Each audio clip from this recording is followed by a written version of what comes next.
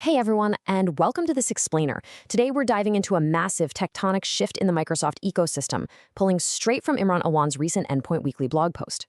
Look, whether you're a local IT engineer deep in the trenches, a senior director, or a CEO looking at your company's high-level security posture, this absolutely affects you. Microsoft has literally drawn a line in the sand for how we log in, starting with a huge Entra ID announcement that culminates in July 2026. So we're going to take this from the absolute ground floor, the basics of the policy change, all the way up to the advanced PowerShell scripts you're going to need to handle it. For the next few minutes, I want you to step into a very specific mindset with me. Think of it like this. I'm your IT manager, you're my local IT engineer, and we have got to tackle this Microsoft change together. We're going to walk through this as a true peer-to-peer technical deep dive.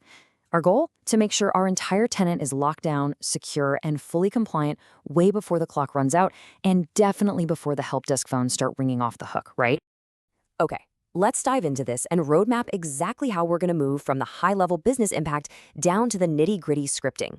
First, the Entra ID MFA deadline. Second, phishing-resistant auth methods. Third, running the PowerShell scripts. Fourth, looking at real-world pilot data. And finally, remediation next steps.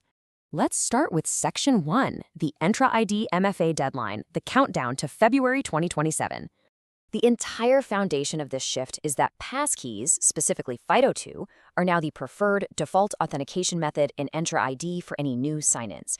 I mean, Microsoft Authenticator even has passkey registration built right into the app for iOS and Android now, so you don't necessarily even need a separate physical hardware key anymore. But, the other side of that coin is what we really need to talk about. SMS and voice call multi-factor authentication are being fully deprecated. And just to be crystal clear with everyone, this is confirmed and it is non-reversible. So let's look at the actual timeline here. On July 13th, 2026, Passkeys get set as the default. Right now, we're in what we call the migration window. This is our time to identify our at-risk users, run those registration campaigns, and get our policies updated. Because on February 1st, 2027, the hammer drops. SMS and voice call MFA will be permanently disabled across all Entra ID tenants. No exceptions, no extensions. If you have tenant-level policies allowing SMS, they'll just simply stop being honored. If your users only have SMS registered on that exact date, they are locked out, period.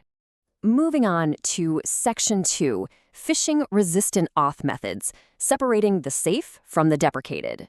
So, the crucial point is, we really need to separate the safe methods from the deprecated ones, because not all MFA is created equal.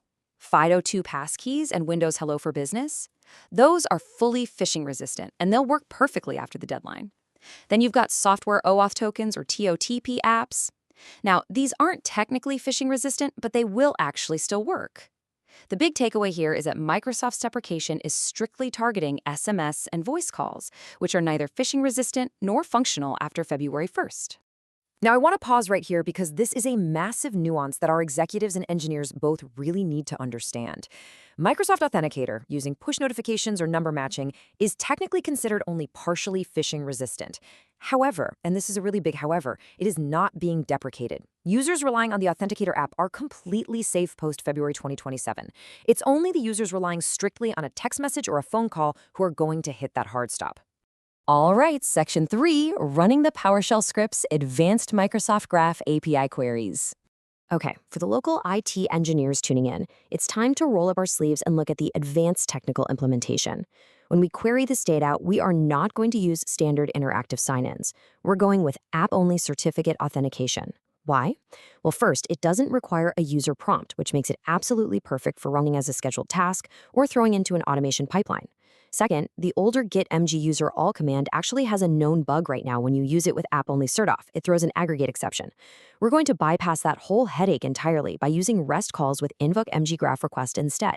The script logic that Imran provided in the Endpoint Weekly blog basically breaks down into 3 elegant steps. Step 1, we connect to Microsoft Graph using that app-only cert with just read-only permissions, specifically user authentication method.readAll. Step 2, we use a paginated query looking for the @odata.nextLink property. This is great because it lets us handle groups of literally any size, not just the first 100 users. And step 3, we iterate through every single user, calling their specific authentication methods endpoint to see exactly what they've got registered under the hood. And this brilliantly illustrates exactly what we're hunting for in the script output. When the Graph API hands data back during that third step, we are looking straight at the @OData type values. If the script sees FIDO2 authentication method, Microsoft Authenticator authentication method, or Windows Hello for Business authentication method, boom, we know that user is safe. But if we see phone authentication method and they don't have any of those secure alternatives, that user gets flagged immediately and dropped straight into our CSV of at-risk accounts. Section 4. Real-world pilot data. Testing a 7-user group. So let's bring all this abstract code into reality for a second. The author ran these exact scripts against a small test group before pushing it tenant-wide. Check this out. 0 users had FIDO2 passkeys registered, which, let's be honest, is pretty common for a lot of orgs right now. Interestingly, 6 out of the 7 users still had SMS registered on their accounts. But here is the critical insight.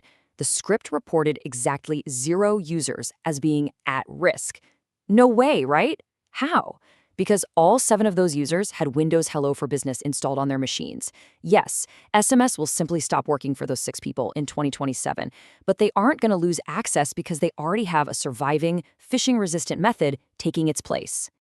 Which leads us to this really fascinating, kind of surprising statistic from the report: 157.1% coverage. Now, when you present this to leadership, they're definitely going to look at you and ask, how on earth can coverage be over 100%? You can confidently tell them that because a single user can register multiple phishing-resistant methods, say they've got the Authenticator app on their iPhone and Windows Hello on their Dell laptop, your total safe methods are often going to way outnumber your actual human headcount. Section 5. Remediation next steps. Securing your tenant before 2027. Let's move to and see how this builds into an actual actionable checklist for the IT team. We've got the data, we've got the CSV of at-risk users, so here is the game plan to secure the tenant today. First, jump into the EntraIDmin Center and enable Passkey or FIDO2 in your authentication methods policy. Second, use Intune to aggressively push Microsoft Authenticator out to all corporate devices so users can just register a passkey directly inside the app. Third, take that CSV file and run a highly targeted registration campaign for those vulnerable accounts. Fourth, update your conditional access policies to strictly enforce phishing-resistant MFA for your most sensitive workloads. And finally, put this PowerShell script on a schedule and rerun it monthly to track your coverage as you drive that at-risk number all the way down to 0. To help you actually execute that registration campaign, here are the official resources you're going to need. You'll want to direct your end users straight to aka.ms/mysecurityinfo so they can easily update their own methods. And for the IT team configuring the backend, the Microsoft Learn articles on Azure AD authentication methods and enabling passkey sign-in are absolutely essential reading to make sure you get the tenant policies perfectly dialed in. So I want to leave you with this final provocative thought. Whether you're the local engineer writing the automation scripts or the CEO signing off on the overall security budget, is your tenant truly ready for 2027? Or are you still relying on a simple text message to protect your entire company? The tools are right there, the hard deadline is officially set, and the time to start this migration is literally right now. Thank you so much for joining me for this technical explainer video, and hey, best of luck with your deployments out there.